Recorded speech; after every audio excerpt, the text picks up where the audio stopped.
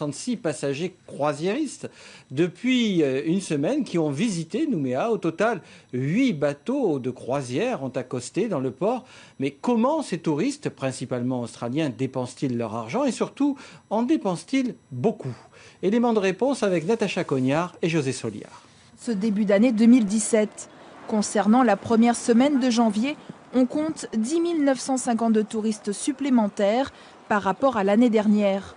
Plus de bateaux dans la petite et la grande rade de Nouméa. 60% du budget des croisiéristes sont consacrés aux excursions et près de 25% au shopping. J'ai acheté des t-shirts et des objets souvenirs aussi. Nous avons pris le bus qui fait le tour des baies, c'est très joli. Pour l'année dernière, le nombre total des dépenses des croisiéristes n'est pas encore connu. En 2015, il s'élevait à 1,6 milliard.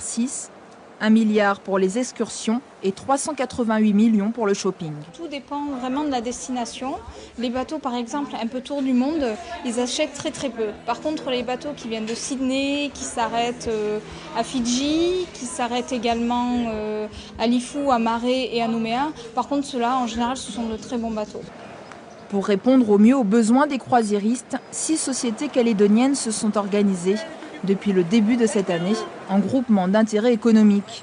À la gare maritime, des excursions à la carte sont proposées. Ils peuvent monter et descendre des bus à n'importe quel moment. Nous avons 10 différents arrêts.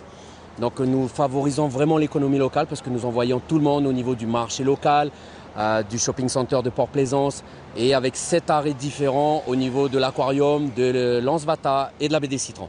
Selon le rapport de l'Institut de la statistique et des études économiques de 2007-2009, à chaque escale, un croisiériste dépenserait en moyenne 4 000 francs CFP.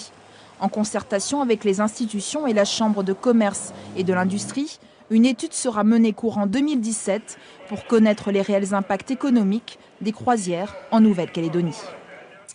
En bref, à noter cette bagarre mortelle ce matin aux alentours de 9 h sur le parking d'un supermarché dans le quartier de Rivière-Salée. Un homme d'une quarantaine